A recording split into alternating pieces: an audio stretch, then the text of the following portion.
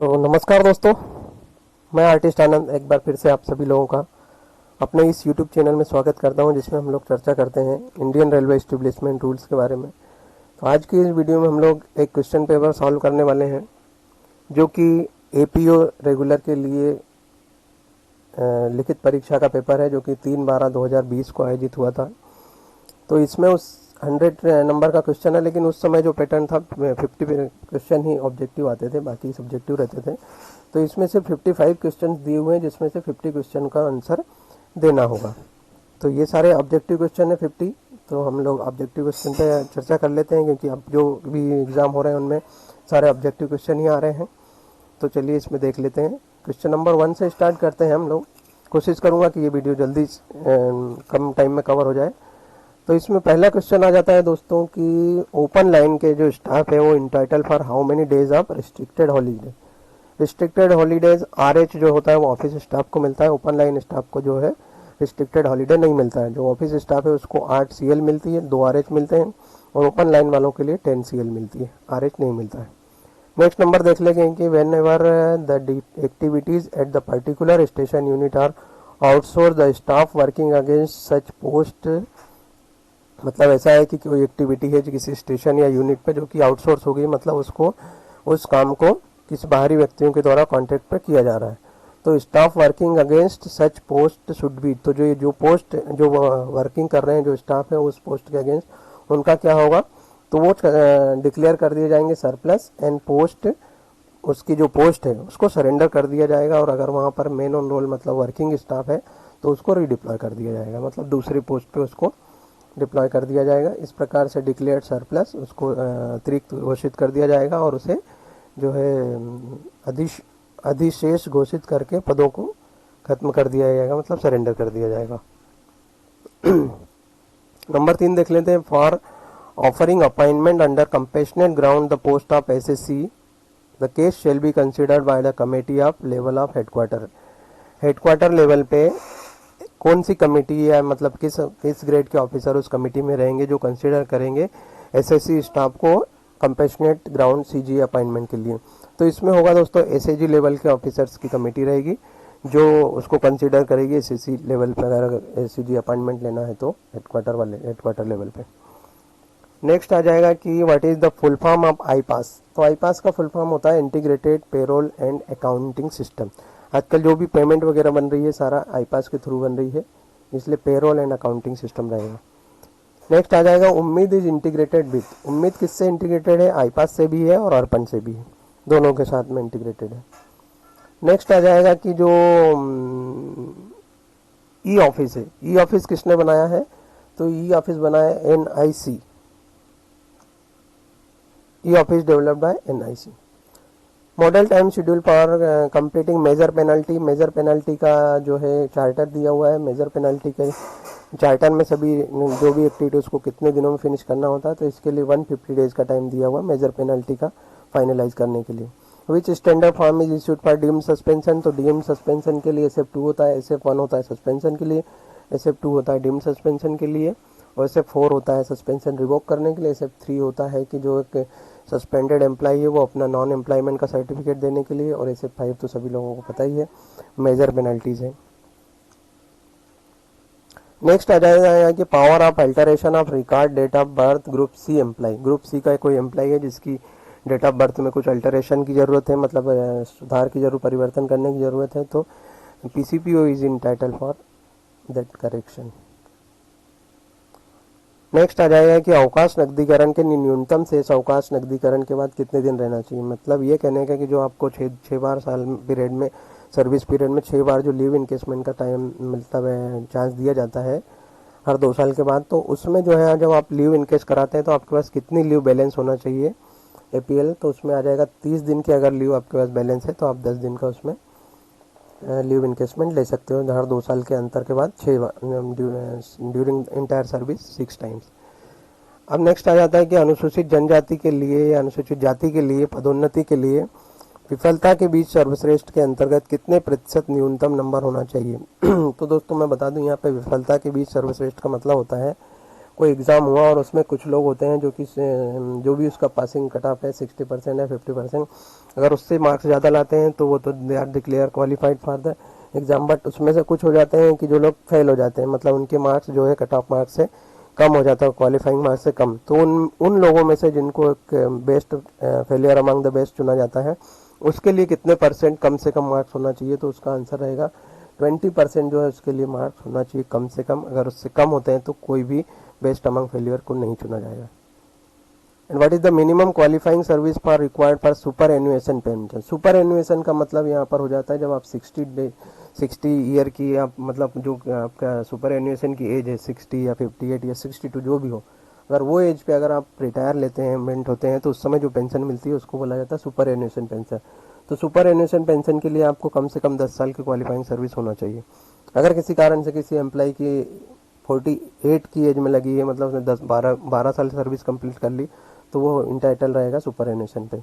अगर किसी कारण से किसी एम्प्लॉय की सर्विस 52 ईयर में लगी और 60 साल में वो रिटायर हो गया, तो उसको सुपर एनुएशन पेंशन नहीं मिलेगी। नेक्स्ट आ जाएगा what should be minimum time difference between two trade test. Trade test कौन होता है, किसका होता है, जो ड्राइवर्स होते हैं उन लोगों का ट्रेड टेस्ट होता है। तो ट्रेड टेस्ट होने के लिए जो दो ट्रेड टेस्ट के बीच में टाइम रहेगा वो 6 महीने का टाइम रहेगा। Driver in the sense 4 wheeler के ड्राइवर्स, कार और जो लॉरी वगैरह चलती है उनके लिए। And what is the pay commission level of are the 6 pay commission. 6 pay commission में 4600 को क्या लेवल मिला हुआ है, तो ML7 मिला हुआ है उसको। Gazetted officer having 2.5 year of service is eligible for set up privilege passes. कितने प्रिविलेज पास मिलते हैं, तो गजेटेड ऑफिसर के लिए सर्विस का कोई बाउंडेशन नहीं है, they are eligible for 6 passes and 4 PTOs। And next आ जाएगा रेलवे सेवा आचरण नियम के किस नियम के अंतर्गत स्थायी जायदाद का विवरण देना आवश्यक है, तो ये डिफाइन किया हुआ है रूल नंबर 18 के 2 में। Admissible PF withdrawal from the purpose of child education is this percentage of the PF balance और 12 मंथ बेसिक पे विच एवर इज लेस। जो भी कम रहेगा 12 महीने का बेसिक पे या फिर PF का 75%, जो भी कम रहेगा वो उतना वो विड्रॉ कर सकता है, काय के लिए, चिल्ड्रन एजुकेशन के लिए। द नेक्स्ट नंबर 18 नंबर देख लेते हैं कि PC कंप्यूटर, पर्सनल कंप्यूटर लेने के लिए आपको कुछ अग्रिम एडवांस मिलता है कंप्यूटर एडवांस के नाम से, तो वो मिलता है 50,000 रुपीज़। नेक्स्ट आ जाएगा if a railway servant having 37 year of qualifying service last pay drawn for 80,000 takes voluntary retirement he will be paid gratuity rupees days. तो ये कैलकुलेशन करना पड़ेगा। तो इसमें हम लोग देख लेंगे कि जो ग्रेजुटी मिलती है DCRG जो मिलता है दोस्तों, वो होता है, आपको मैं अगर फार्मूला यहाँ पर बता दूँ तो जो एमुलेशन होगा, एमुलेमेंट होगा, एमुलेमेंट मतलब बेसिक प्लस DA, तो ये हो गया बेसिक और इसका 17% DA निकाल लेंगे जो नियरली 13,000 आएगा। 13,600 आ जाएगा। तो 13,600 को इसमें 80,000 में ऐड करेंगे तो 93,600 उसका आ जाएगा इमोल्यूमेंट। और इस इमोल्यूमेंट को उसकी, चूँकि उसकी क्वालिफाइंग सर्विस 37 ईयर है, तो इसमें हम लोग मैक्सिमम उसकी सर्विस पकड़ेंगे 33 ईयर, और 33 ईयर को हम लोग डिवाइड कर देंगे 2 से, तो मतलब 16.5 टाइम्स बेसिक जो इमोल्यूमेंट है उसका 16.5 टाइम्स में इसको कैलकुलेट करेंगे। मतलब ये हो जाएगा 93,600 इंटू 16.5। तो ये जो आएगा कैलकुलेशन वो आ जाएगा 15,44,400 रुपीज़। तो the answer is a will be correct answer. और इसका लिमिट जो है दोस्तों 20 लाख का है, 20 लाख से ज़्यादा ग्रेजुटी नहीं मिलता है।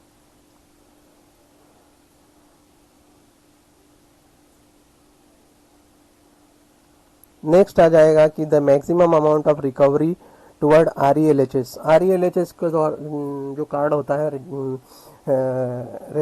Railway employees retired railway employ liberation health scheme, इसके लिए आ जाएगा। तो ये आ जाएगा कि 1,20,000 मैक्सिमम कटौती। ये बेसिक के अनुसार होता है, इसमें 3 स्लैब रही है, तो मैक्सिमम है 1,20,000। नेक्स्ट आ जाएगा सब्सिडी। हॉस्टल सब्सिडी की दर क्या है, तो आप लोगों सभी को पता ही है 6750 रुपीज़ है, मतलब 6,750 रुपये पर मंथ के हिसाब से हॉस्टल सब्सिडी, और 2,250 रुपये के हिसाब से ट्यूशन फीस पर मंथ के हिसाब से कैलकुलेट होकर मिलता है। नेक्स्ट आ जाएगा कि एक रेलवे एम्प्लॉय है जिसको कि 14/5/2016 से एमएससीपी का लाभ दिया जाता है। ये डेट याद रखिए, 14/5/2016 से, और वह 1/7/2016 से वेतन निर्धारण का ऑप्शन लेता है, और उसका नेक्स्ट इंक्रीमेंट डेट था जुलाई 2016 में। तो उसने क्या ऑप्शन दिया कि मुझे नेक्स्ट इंक्रीमेंट डे से मेरा फिक्सेशन किया जाए। ऐसा ऑप्शन उसने चूज़ किया है, इसलिए उसको जो है फिक्सेशन के समय 1/7/2016 को एक तो ये जो प्रमोशन एमएससीपी के द्वारा मिला है, एक उसका एक इंक्रीमेंट मिल जाएगा, और एक जो उसका एनुअल इंक्रीमेंट आता है जो कि रेगुलर मिलना चाहिए वो आ जाएगा। तो इस प्रकार से यहाँ पर 1/7/2016 को उसको 2 इंक्रीमेंट मिल जाएंगे, और दोनों इंक्रीमेंट मिलेंगे उसको लास्ट बेसिक पे लास्ट लेवल में जो था। अगर मान लो वो ML5 में था तो ML5 में मिलेंगे उसको दोनों इंक्रीमेंट। उसके बाद में उसका बेसिक फिक्स हो जाएगा, और नेक्स्ट इंक्रीमेंट उसको जो है उसके बाद में चेंज हो जाएगा। यहाँ पर जुलाई था तो अब वो जाके जनवरी हो जाएगा। तो नेक्स्ट इंक्रीमेंट हो जाएगा उसका जनवरी 2017 को। यहाँ पर 2 इंक्रीमेंट मिल जाएंगे, यहाँ पर उसको एक इंक्रीमेंट यहाँ मिलेगा, और फिर उसका रेगुलर इंक्रीमेंट जनवरी से हो जाएगा। अगर देखा जाए तो उसका सीधा सीधा नेक्स्ट इंक्रीमेंट डेट चेंज हो जाती है और इंक्रीमेंट का बेनिफिट मिल जाता है। ये ऑप्शन चूज़ करने पर मिलता है। नेक्स्ट देख लेते हैं कि 23 नंबर का कि रेलवे एम्प्लॉय को पूरे कार्यकाल में लीव नॉट ड्यू दी जा सकती है।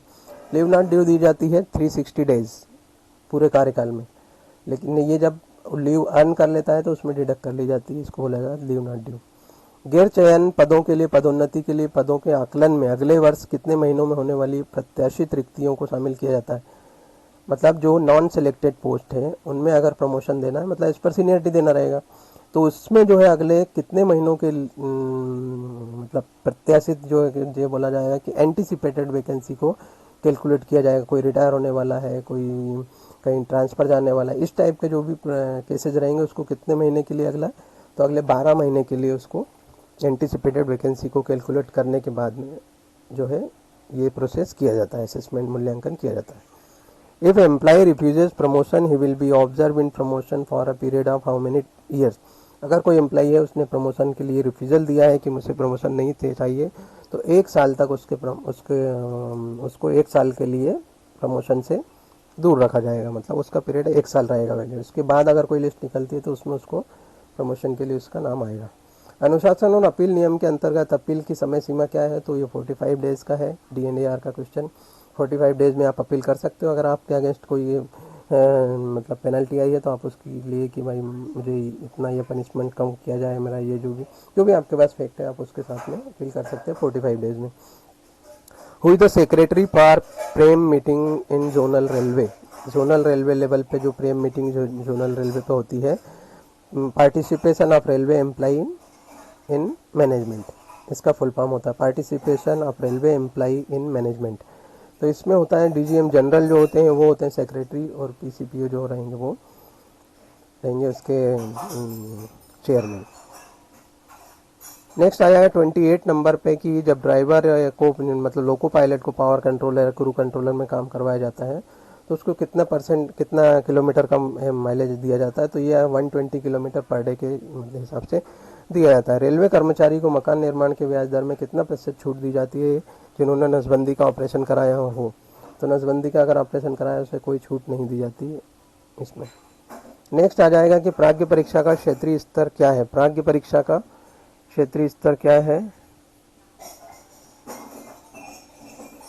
मैट्रिक आ जाएगा प्राज्ञ परीक्षा के लिए, और प्रवीण के लिए आता है ग्रेजुएट। नेक्स्ट आ जाएगा राजभाषा नियमों के तहत कौन सा राज्य ख क्षेत्र में नहीं आता है, तो इसमें आ जाएगा आंसर मध्य प्रदेश। ख में नहीं आता, मध्य प्रदेश क क्षेत्र में आता है। Review petition against the order of CAT should B,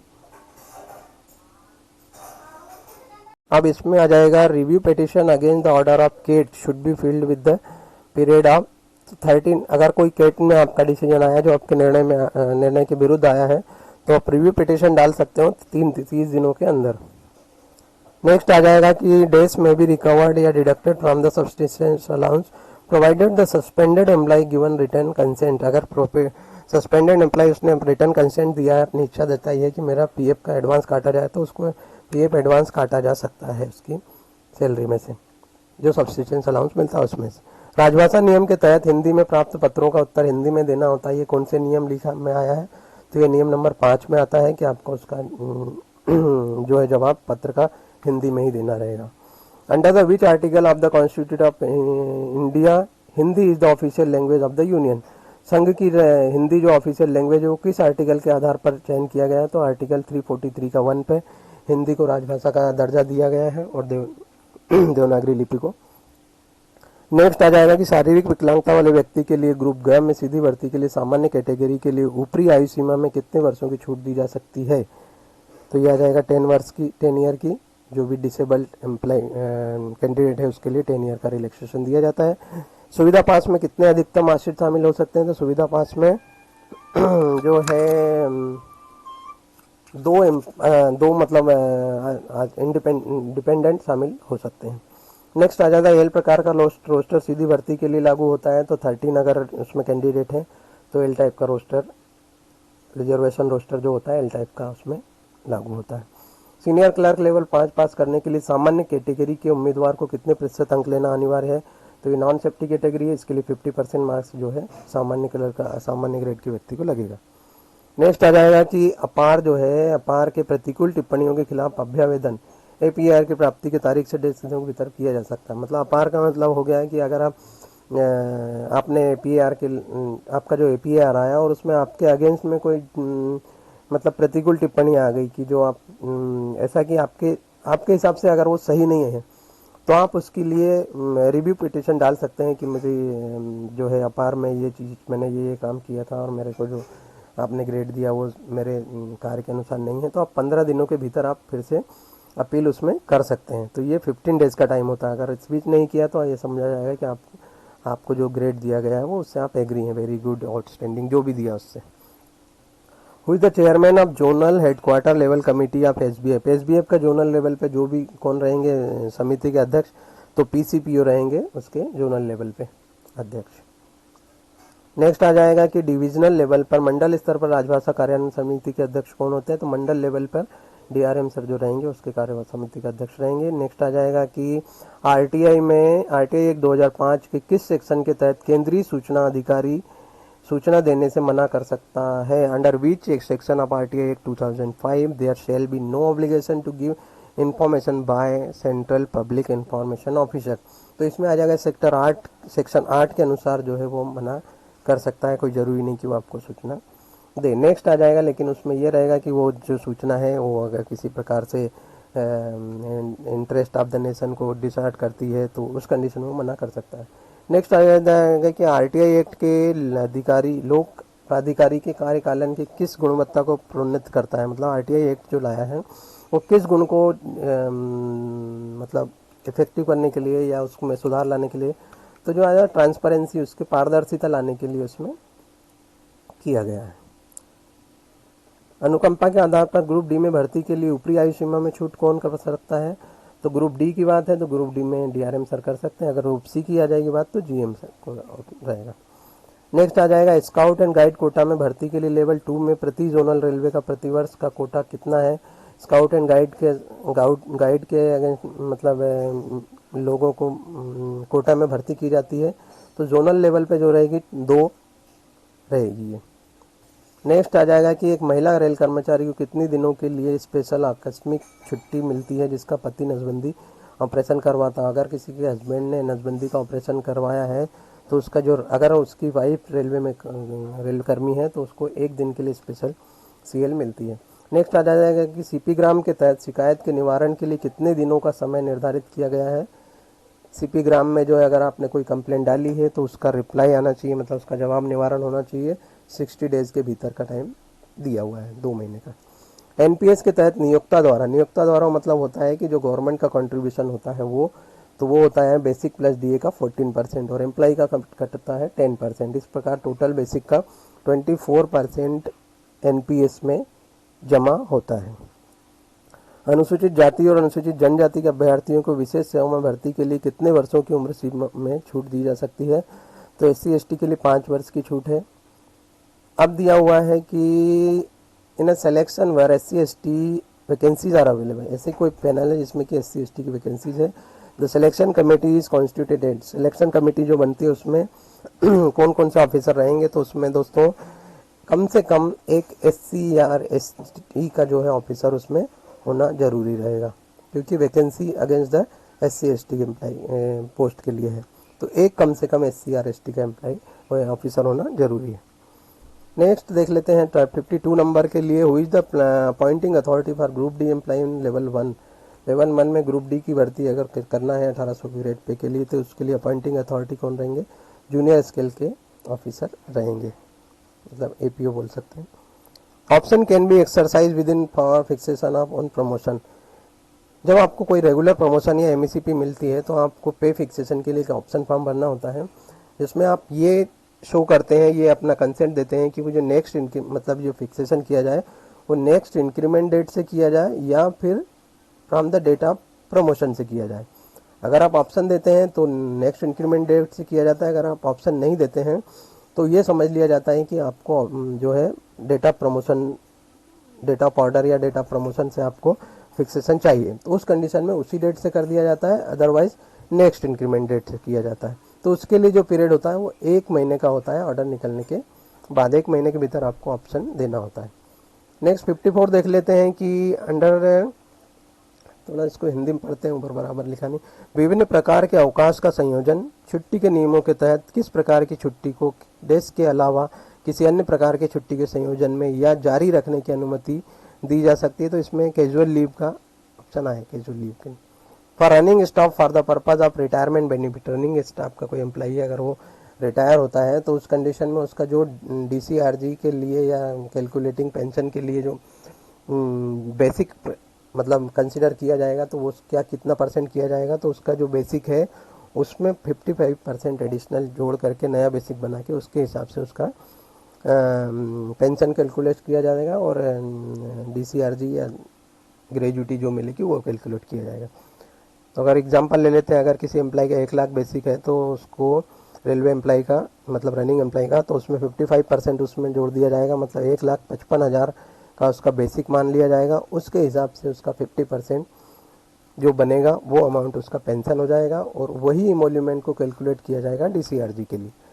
तो ये दोस्तों यहाँ पर 55 क्वेश्चंस जो है सॉल्व हो जाते हैं, क्योंकि ये 2020 का क्वेश्चन पेपर था, तो इसमें 55 में से 50 क्वेश्चन करने थे। तो यहाँ पर ये वीडियो फिनिश होती है। आई होप कि ये वीडियो आपको कहीं ना कहीं हेल्पफुल होगी। आप किसी भी ग्रुप बी के एग्ज़ाम में LDC GDC या कहीं भी अगर बैठते हैं तो आपके लिए मददगार साबित हो सकती है।